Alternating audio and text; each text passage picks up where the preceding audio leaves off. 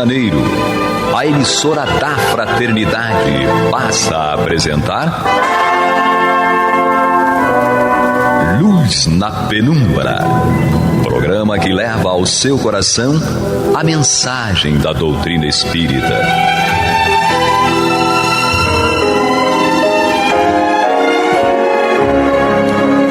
E com vocês, André Afonso Monteiro, para o estudo do livro A Gênese, da obra codificada por Allan Kardec. Olá, amigo ouvinte da Rádio Rio de Janeiro, a emissora da Fraternidade, a rádio que toda a família pode ouvir, programa Luz na Penumbra, com o estudo da obra A Gênese. Comigo aqui, André Afonso Monteiro, nós retomaremos o estudo a partir do capítulo 12, o item 7, onde Kardec ele traz para nós, aqui no capítulo 12, a Gênese mosaica, o paraíso perdido e os 6 dias. E nesse capítulo, Kardec ele traz uma citação, uma reprodução do capítulo 1 e 2 da Gênese mosaica, onde Moisés faz a narrativa da criação da terra a partir daquilo que Moisés, teve de revelação sobre essa passagem, esse momento. Então Kardec ele vai fazendo um paralelo, inclusive ele traça um quadro comparativo entre o que Kardec também tinha de informação a partir da ciência daquele período, 1867, 1869, que é mais ou menos a edição dessa versão da Gênese. Então Kardec ele traz o comparativo com o que a ciência tinha naquele momento e o que a Gênese informava, o que a Gênese mosaica informava através das informações prestadas por Moisés. Então, nesse paralelo, nesse comparativo que Kardec traça, ele compara o período astronômico, que foi o período da concentração da matéria cósmica universal, segundo ele, com o primeiro dia da Gênese mosaica, o céu, a terra e a luz. Então Kardec diz que nesse momento é o estado primitivo, fluídico e incandescente da Terra, a atmosfera imensa carregada de toda a água em estado de vapor e de todas as matérias volatizáveis. Isso era o que a ciência apresentava de informação até então. Segundo período primário, Kardec diz que é o momento, segundo os apontamentos da ciência, endurecimento da superfície da Terra pelo resfriamento, formação das camadas graníticas, atmosfera espessa e ardente, impenetrável aos raios de sol, precipitação gradual da água e das matérias sólidas volatizadas no ar, ausência de toda a vida orgânica. E ele compara esse período primário com o segundo dia da Gênese mosaica, o firmamento, separação das águas que estão sob o firmamento das que estão acima. No terceiro período, que a ciência chama de transição, segundo os apontamentos de Kardec, ele compara com o terceiro dia.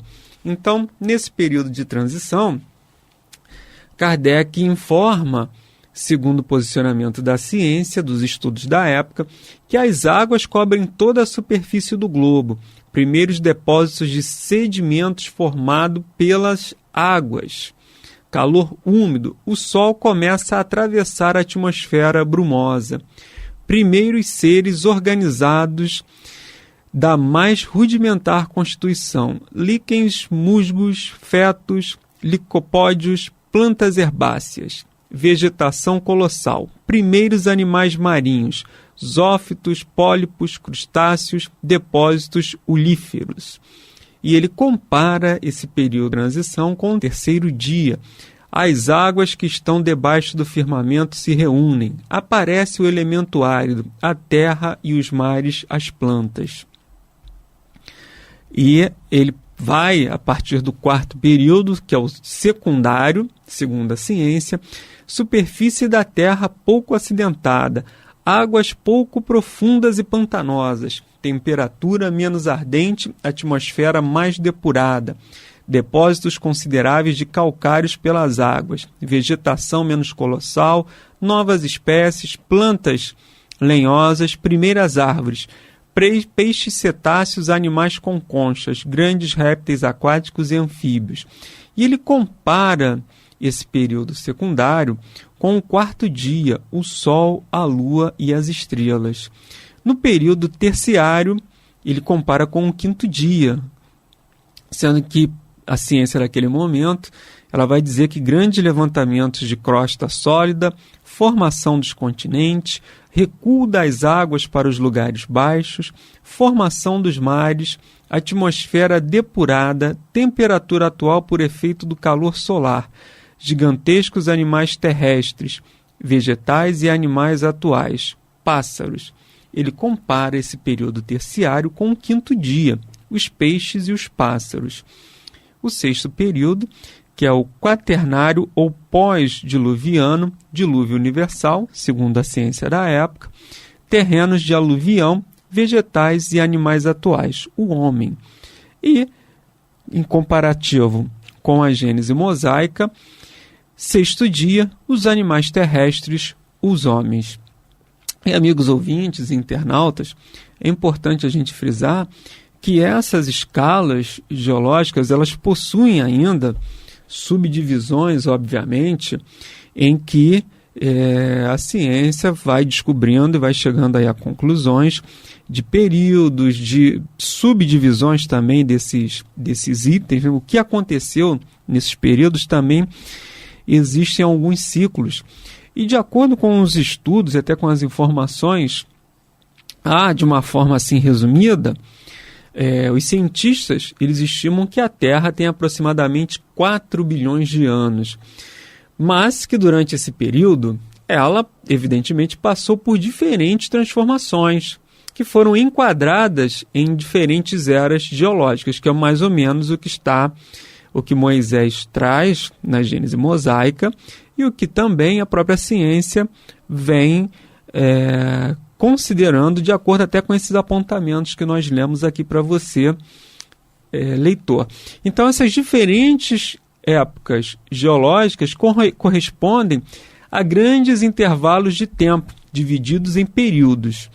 E essas mudanças de uma era geológica para outra foi estabelecida, segundo a ciência, por meio de alterações significativas na crosta terrestre, sendo, portanto, classificadas em 5 eras distintas. Então, esses períodos, a ciência, os estudos, eles apontam de uma forma assim mais resumida possível para 5 eras distintas: arqueozoica, proterozoica, paleozoica, mesozoica e cenozoica. São nomes até complicados para a gente ler e para a gente decorar, mas são apontamentos que a ciência foi chegando às conclusões. E é óbvio que o nosso intuito aqui não é explorar, não é esgotar esses ensinamentos, mas apenas dar uma visão geral para você, amigo ouvinte, para você entender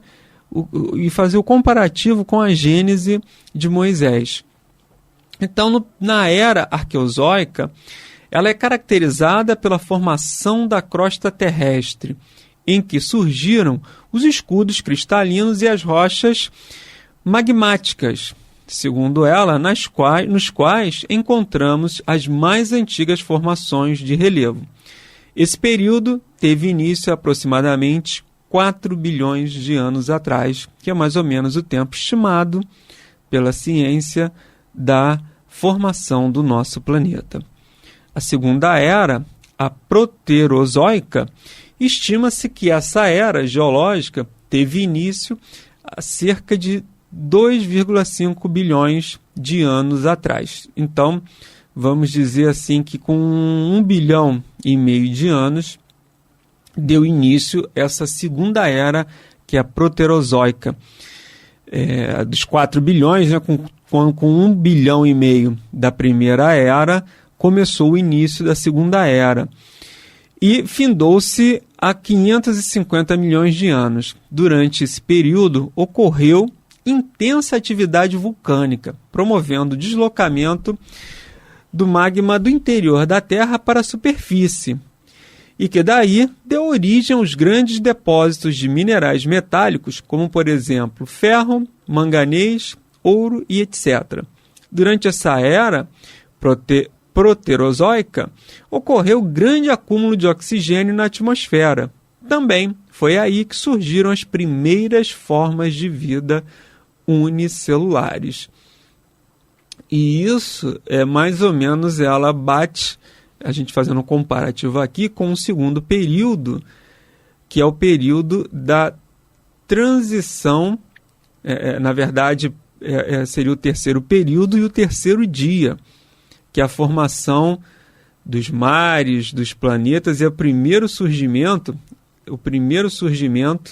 de vida orgânica. E, logo em seguida, nós encontramos a Era Paleozoica, que durou cerca de 500 a 250 milhões de anos atrás. Nesta época, a superfície terrestre passou por grandes transformações, entre elas o surgimento de conjuntos montanhosos como os Alpes escandinavos. Essa era geológica, segundo a ciência, também se caracteriza pela ocorrência de rochas sedimentares e metamórficas, formação de grandes florestas, glaciações, surgimento dos primeiros insetos e répteis. E aí começam a surgir já os insetos, os primeiros animais, que foram os répteis, né? Nessa era paleozoica, e ela dura, segundo aqui as informações, entre 550 a 250 milhões de anos atrás. Logo em seguida, a era mesozoica, que se inicia 250 milhões de anos atrás e ficou marcada pelo intenso vulcanismo e consequente derrame de lavas em várias partes do globo. Também ficou caracterizado pelo processo de sedimentação dos fundos marinhos, que originou grande parte das jazidas petrolíferas hoje conhecidas. Outras características dessa era geológica são divisão do grande continente da Pangeia, surgimento de grandes répteis, como por exemplo o dinossauro, surgimento de animais maríferos, desenvolvimento de flores nas plantas. Amigos ouvintes, nós estamos aqui no programa Luz na Penumbra, comigo, André Afonso Monteiro, estudando a obra A Gênese, de Allan Kardec, hoje com o capítulo 12, A Gênese Mosaica, item 7. Estamos aqui fazendo um breve resumo das eras geológicas, fazendo um comparativo com as informações prestadas por Allan Kardec à sua época, do que a ciência tinha, com esse quadro comparativo que ele faz com a Gênese Mosaica, e trazendo aqui um resumo do que a ciência apresenta para nós. E na última era aqui trazida pela ciência, a era Cenozoica, essa era geológica está dividida em dois períodos: terciário, aproximadamente 60 milhões de anos atrás, e quaternário, 1 milhão de anos atrás. Terciário caracterizado pelo intenso movimento da crosta terrestre, fato que originou os dobramentos modernos com as mais altas cadeias montanhosas da Terra, como os Andes da América do Sul, os Alpes da Europa e o Himalaia Ásia. Nessa era geológica surgiram aves, várias espécies de mamíferos, além de primatas. E o período quaternário era geológica que teve início há cerca de 1 milhão de anos atrás e perdura até os dias atuais. As principais ocorrências nesse período foram grandes glaciações, atual formação dos continentes e oceanos, surgimento do homem. E esse período ele bate aqui no quadro comparativo, a gente faz uma associação com o item 6, como Kardec também chama, período quaternário, pós-diluviano, terrenos de aluvião, vegetais, animais, o homem. E o sexto dia, aqui na Gênese Mosaica, os animais terrestres, o homem. Então, o período, segundo Kardec aqui, período terciário e quaternário, eles vão, que é o quinto e o sexto dia, nós podemos aqui fazer uma comparação com a era geológica da Cenozoica, que é o período terciário e o período quaternário.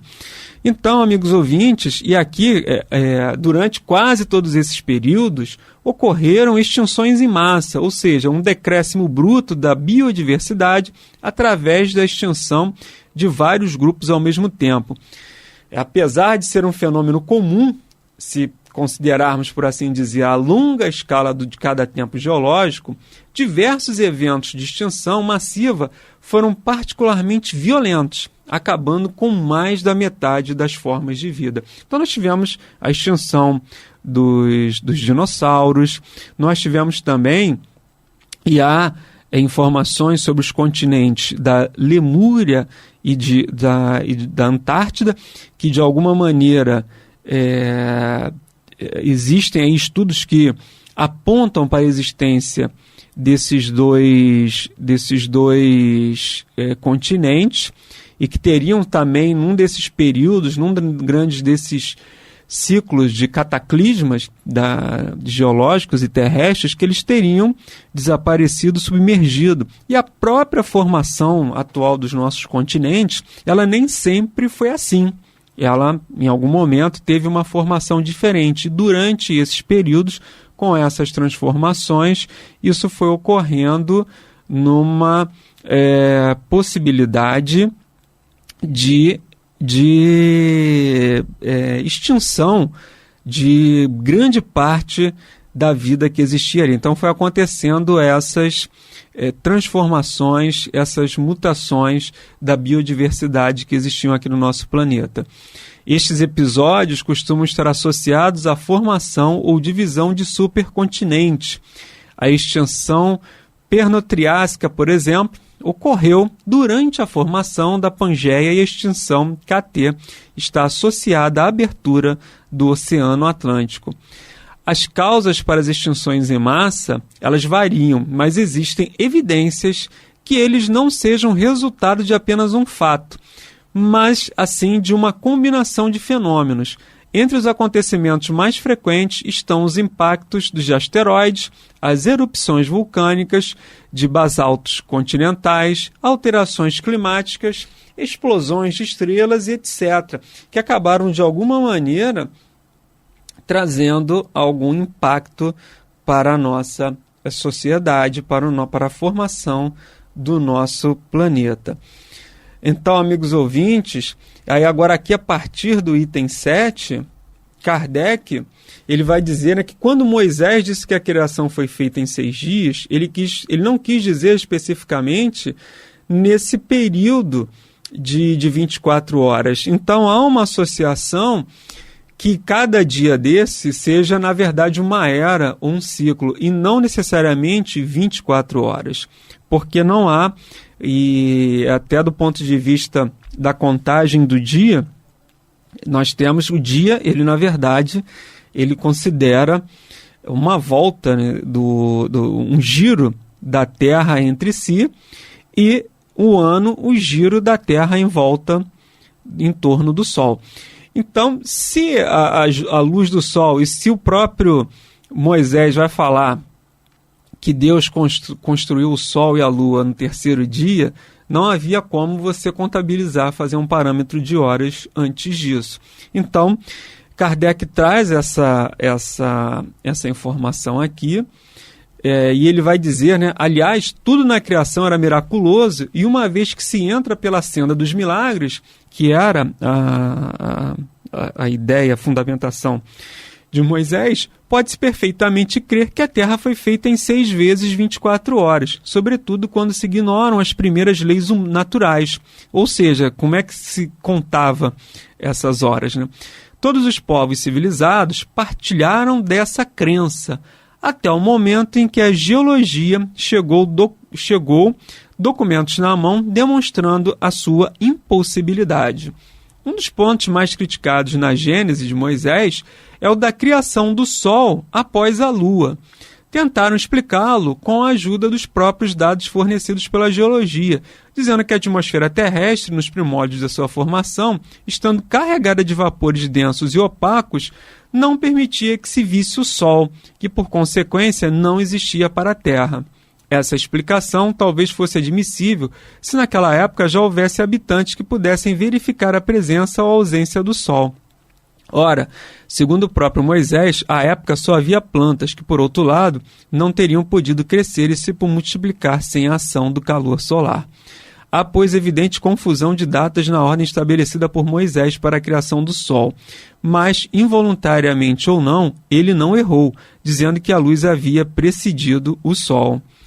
O Sol não é o princípio da luz universal, mas uma concentração do elemento luminoso em um ponto, ou dito de outra forma, do fluido, que, em determinadas circunstâncias, adquire propriedades luminosas. Esse fluido, que é a causa, devia necessariamente existir antes do Sol, que é apenas um efeito. O Sol é causa para a luz, ele irradia, mas é efeito em relação à luz que ele recebeu. Num aposento escuro, uma vela acesa é um pequeno sol. O que se faz para acender a vela? Desenvolveu-se a propriedade iluminante do princípio luminoso e concentrou-se a esse princípio em um ponto. A vela é a causa da luz que se difunde pelo aposento, mas se o princípio luminoso não existisse antes da vela, ela não poderia ter sido acesa. Então Kardec continua dizendo que isso também acontece com o Sol. Ou seja, a vela ela é a causa daquele luz ali naquele aposento. Então ele faz essa analogia dizendo que o Sol também, ele não concentra toda a luz, ele não é, digamos assim, o fator primordial de irradiação da luz. Ele diz isso, o mesmo acontece com o Sol. O erro se origina da ideia falsa de que teve por muito tempo de que o universo todo começou com a Terra, e não se compreende que o Sol pudesse ter sido criado depois da Lua. Sabe-se agora que antes do nosso Sol e da nossa Terra existiram milhões de sóis e milhões de terras que, por consequência, desfrutavam da luz. Em princípio, pois a asserção de Moisés é perfeitamente exata. Ela é falsa quando faz crer que a Terra foi criada antes do Sol. A Terra, estando sujeita ao Sol no seu movimento de translação, deve ter sido formada depois dele. É o que Moisés não podia saber, uma vez que desconhecia a lei da gravitação. Encontra-se essa mesma ideia na Gênese dos antigos persas. Ao primeiro capítulo do Vendedade, Hormuzd, narrando a origem do mundo, diz: Eu criei a luz que foi iluminar o Sol, a Lua e as estrelas. Dicionário da Mitologia Universal. A forma aqui é, sem dúvida, mais clara e mais científica que em Moisés. Não tem necessidade de comentários. Então, aqui Kardec, na verdade, ele vai contrapor essa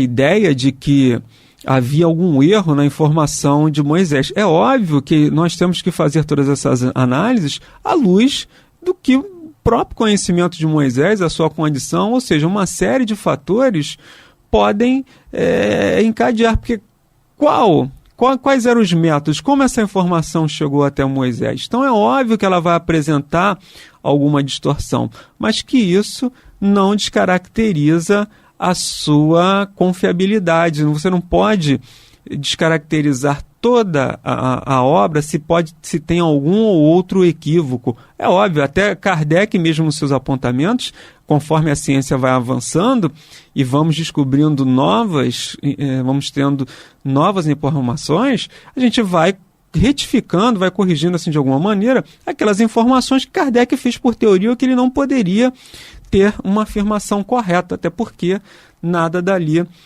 estava configurado. Amigos ouvintes, nós chegamos ao final do nosso programa, desejando a todos muita paz em seus corações. Até a próxima semana, se Deus quiser. Próxima semana, se Deus quiser. Próxima semana, se Deus quiser. Próxima semana.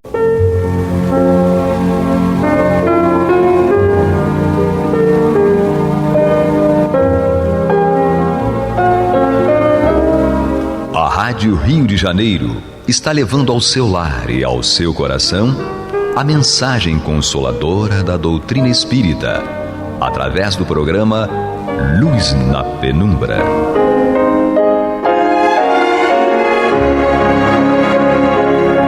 E agora com vocês, Nádia do Couto Vale, para comentar o céu e o inferno ou a justiça divina segundo o Espiritismo, da obra codificada por Allan Kardec. Amados ouvintes, paz e luz às nossas mentes e corações, hoje e sempre. Nós continuamos o estudo desta obra, estamos na primeira parte, o capítulo 9, em que o nosso querido Allan Kardec, nosso codificador, trata da questão dos demônios. Nós já vimos anteriormente a questão dos anjos e agora dos demônios. Tratando inicialmente, nós já começamos esses comentários sobre a origem da crença nos demônios e agora nós damos sequência à linha de raciocínio apresentada por Allan Kardec a esse propósito. Nós hoje continuamos mais uma vez, para a nossa alegria, com a contribuição generosa do nosso querido irmão, amigo e companheiro de trabalho aqui na Rádio Rio de Janeiro, Marcos Demário, que está conosco, contribuindo generosamente aqui com os seus comentários nos nossos estudos. Muito obrigada, Marcos, por estar aqui conosco. É uma alegria estar aqui com você e a todos aqui da Rádio Rio de Janeiro, ouvintes, sem dúvida.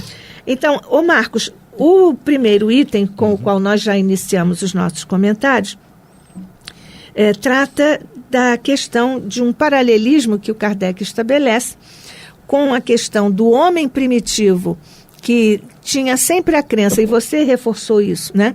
A crença num poder superior, embora ele não soubesse, não tivesse ainda condição de elaborar sobre esse conceito, mas ele tinha essa intuição de um poder maior que governa a tudo e a todos. O Kardec diz aqui que esse homem dessa fase, ou desse momento da evolução do homem na Terra, ele faz uma comparação com a infância. Seria um período de infância da humanidade, em que a humanidade estaria como as nossas crianças, sim, não é isso?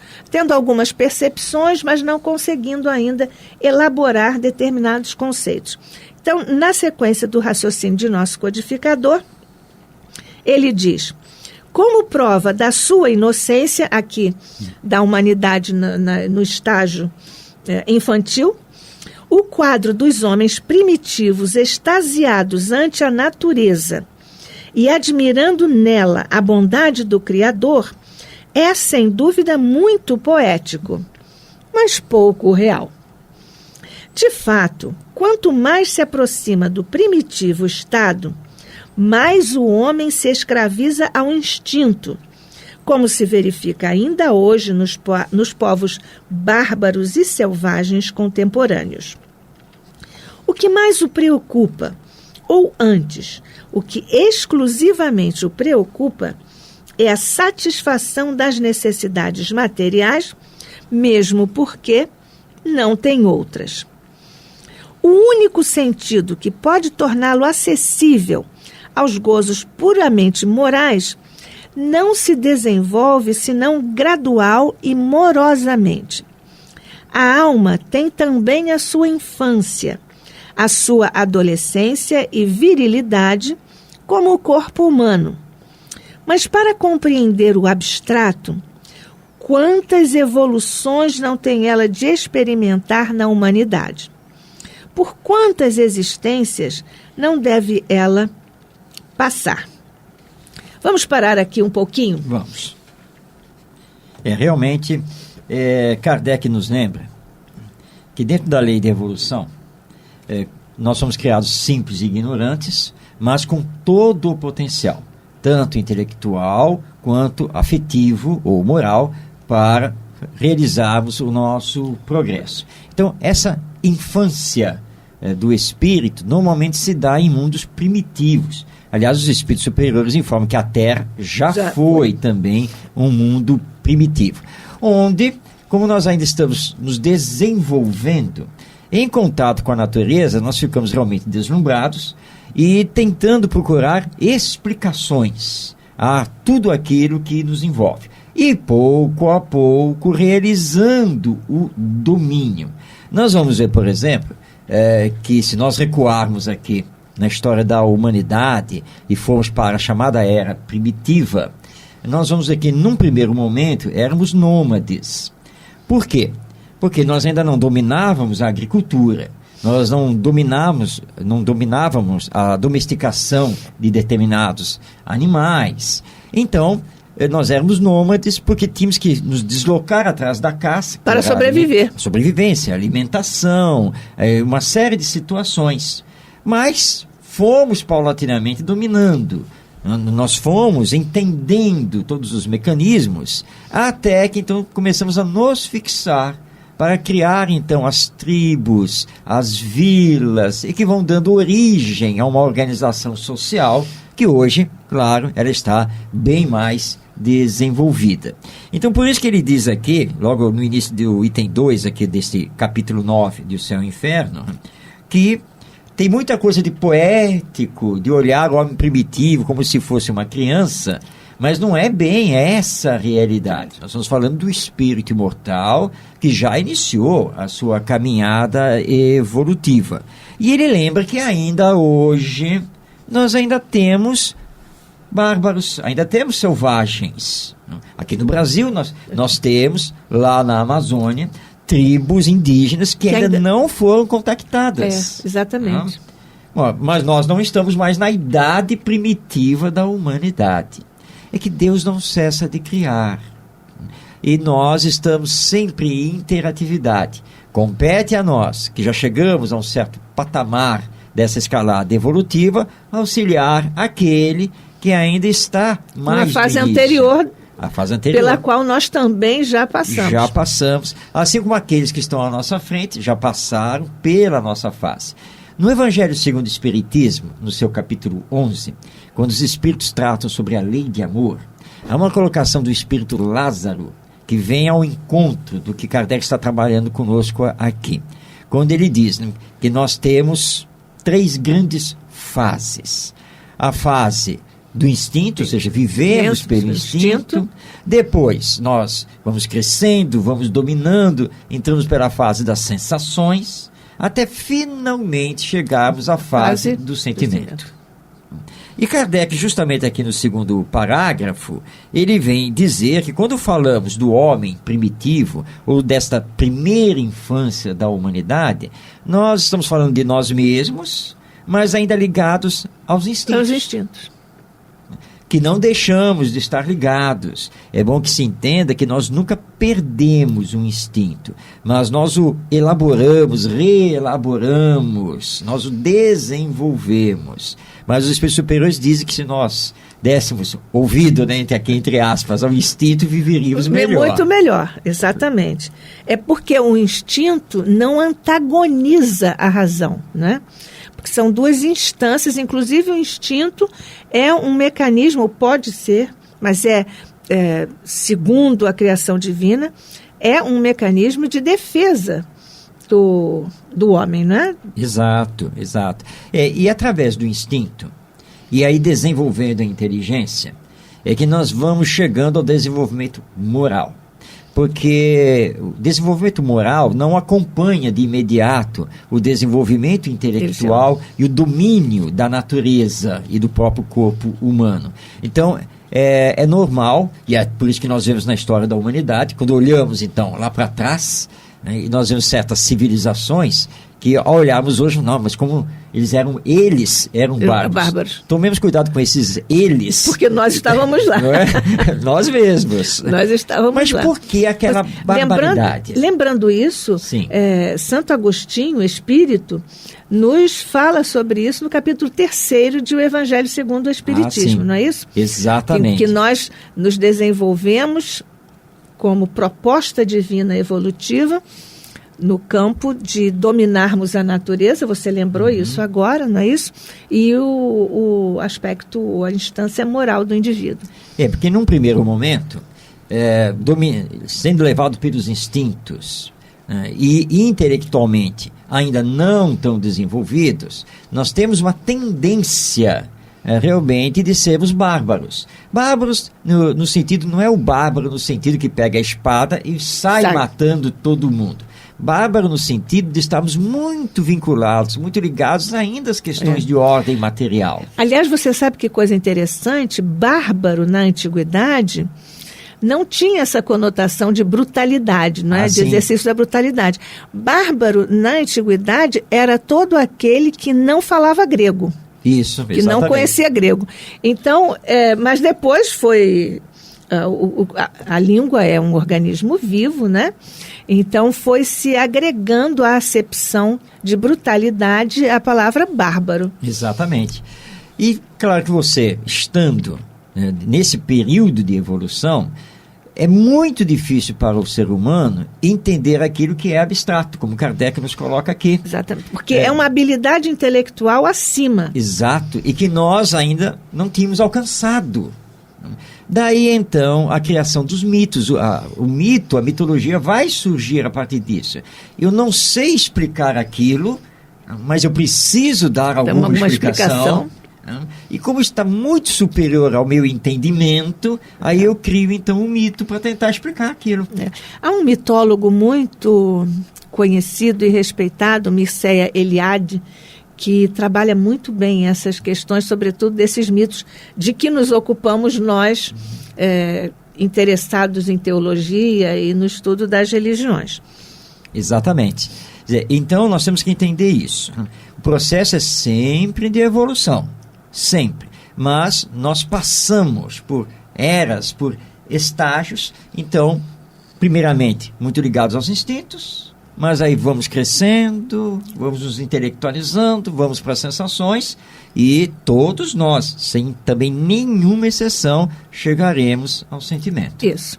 Nós estamos juntos aqui, eu, Nádia do Couto Vale, Marcos Alberto Demário, pela Rádio Rio de Janeiro, a emissora da Fraternidade, no programa Luz na Penumbra, estudando o céu e o inferno, ou a justiça divina segundo o Espiritismo, esta obra que contém a teologia espírita. Marcos, ainda mesmo... Mas antes de você continuar, é porque você me chamou pelo nome completo. Marcos Alberto Demário. E quem fazia isso era o nosso saudoso Gerson Simões Monteiro. Vamos mandar um beijo para o nosso querido irmão, amigo, sem né? dúvida, né? Pois é. Mas inclusive, eu te chamo muito de Marcos Demário, mas agora aconteceu Marcos Alberto Demário, que é um nome muito eufônico, muito bonito até. E muito italianado. Sim, muito italiano. Com certeza. Pois é. Agora, Marcos, aqui o próprio Kardec estabelece uma relação muito própria entre o estado primitivo e a escravização ao instinto. É uma coisa diferente do exercício do instinto, ou de nós ouvirmos o instinto, Sim. que você lembrou ainda há pouco. É diferente de nós nos escravizarmos aos instintos, porque isso nos remete a uma fase primitiva da nossa evolução. Exato. Essa distinção realmente é muito importante. Como nós já abordamos aqui, o instinto, ele sempre existirá. Mas ele vai se transformando, porque nós vamos evoluindo. Agora, você se deixar levar pelos instintos, se escravizar aos instintos, já é uma outra situação. Nós precisamos, na verdade, transcender o corpo. Nós precisamos transcender as questões de ordem material e as paixões, que nos vinculam muito ao estado primitivo. Então, utilizar o instinto, por exemplo, o instinto de sobrevivência, nós sempre o teremos.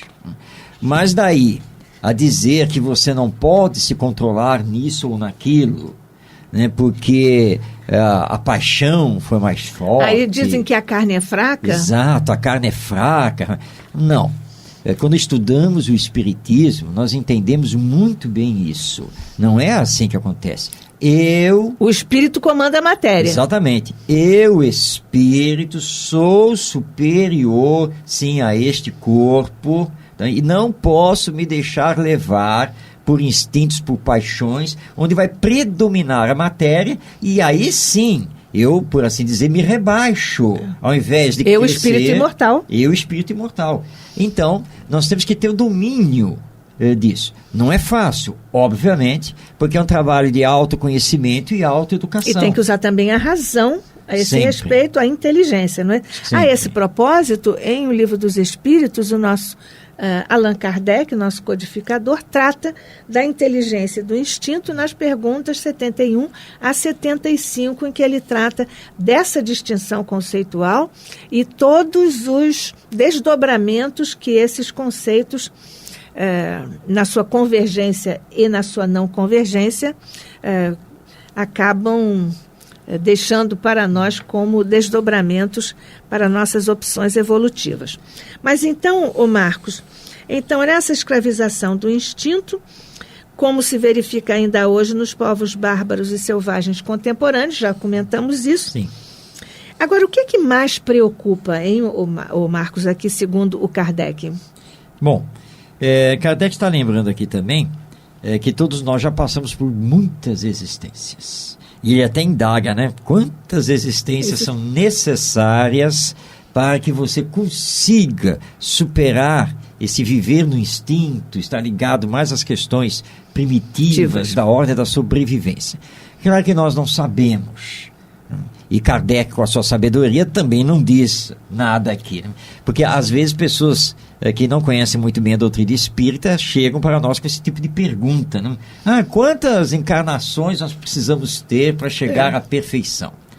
Bom, talvez só Deus saiba realmente, mas é individual, porque cada um de nós faz a sua caminhada. Então não há como saber. Depende do esforço, né? Exatamente. E aí é que vem a grande questão. Esforço, querer, força de vontade. Às vezes as pessoas dizem assim, não, mas realmente eu estudei, eu até entendo realmente, mas eu não consigo. Não consigo. Né? Porque as paixões... É mais forte do que eu. É tudo mais forte.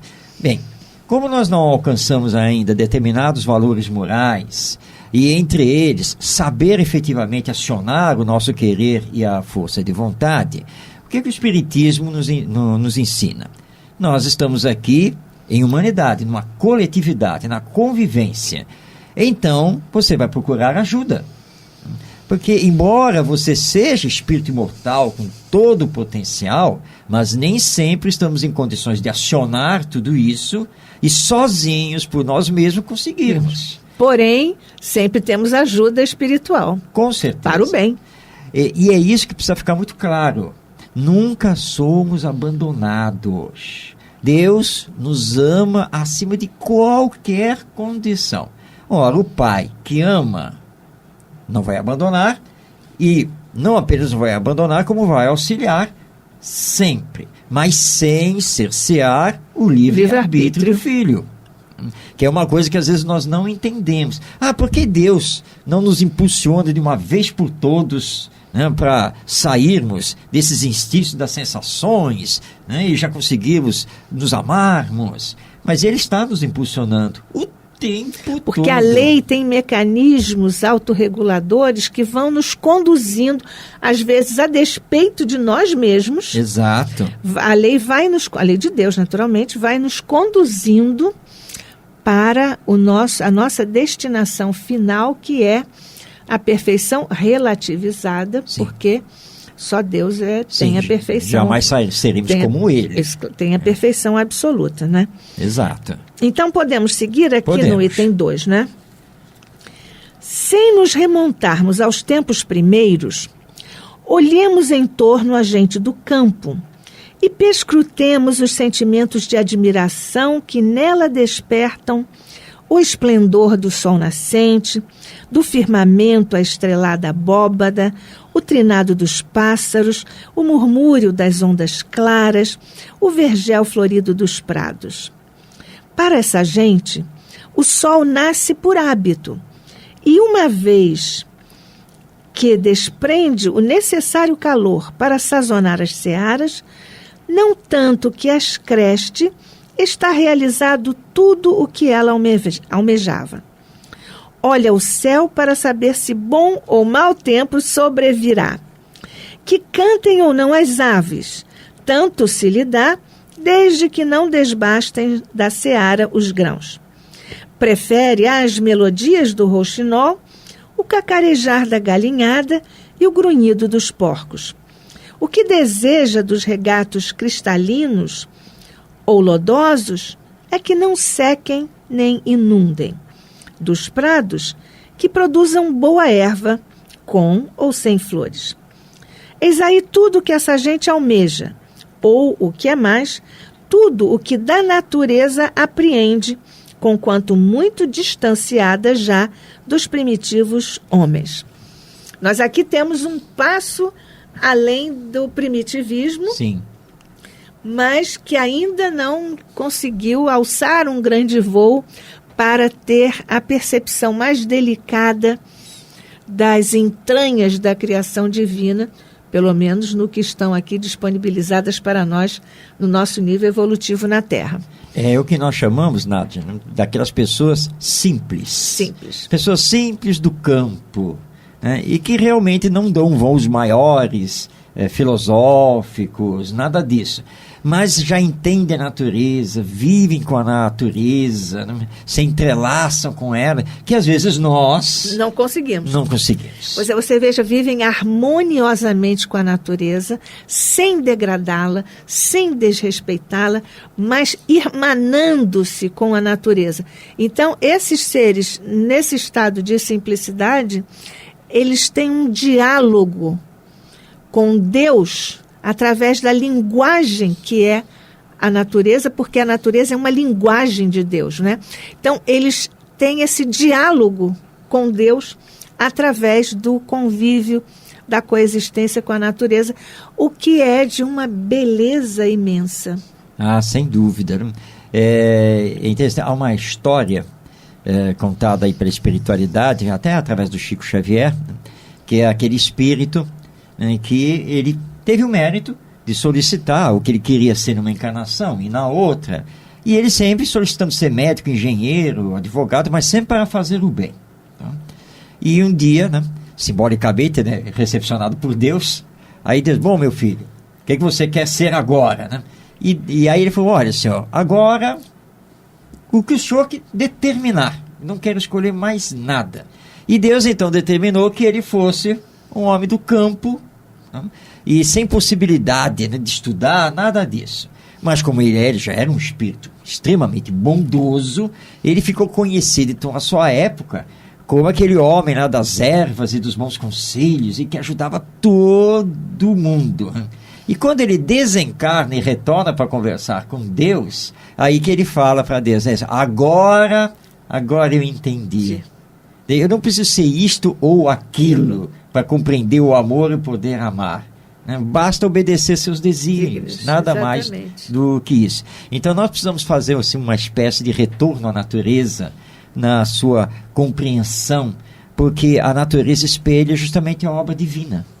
E nada melhor, aliás, eu quando viajo, estou aí pelo interior do nosso país, eu adoro, né, quando assim, eu estou lá acordando no hotel ou na casa de uma família que me hospeda e estou lá ouvindo o canto dos pássaros, aquela coisa, que aqui no nosso Rio de Janeiro nem sempre é possível. Pois é, você veja que a mesa mediúnica, nós às vezes conversamos com os espíritos que até desencarnaram, nem sabem ainda, mas porque estavam vindo de uma encarnação no campo, e eles têm uma placidez, uma delicadeza, uma calma, que absolutamente não é comum dos outros espíritos que comparecem à mesa mediúnica para esclarecimentos.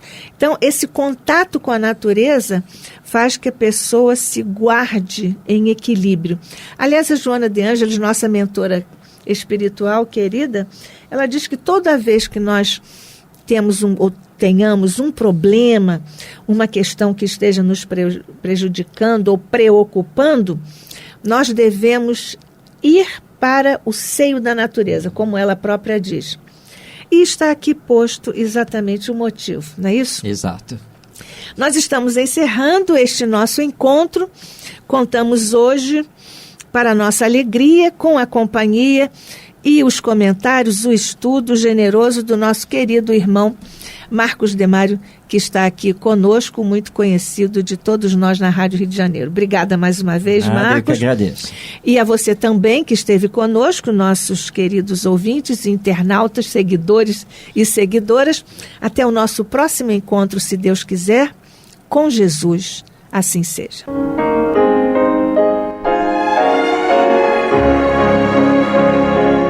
E vamos ouvir agora a prece de encerramento de nosso programa, na voz de Geraldo de Aquino.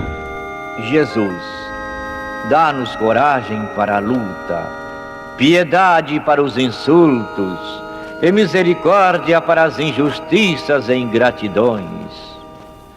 Limpa nossa alma de inveja e ambições mesquinhas, de ódio e de vingança o nosso caminho. E que dentro em pouco, ao recolher-nos de novo ao calor do nosso leito, para que o sono nos dê a paz e o esquecimento das tristezas humanas, possamos sentir, Senhor, no mais íntimo de nosso ser, a doçura indefinível do Teu amor e a grandeza incomparável da Tua divina presença. Que assim seja.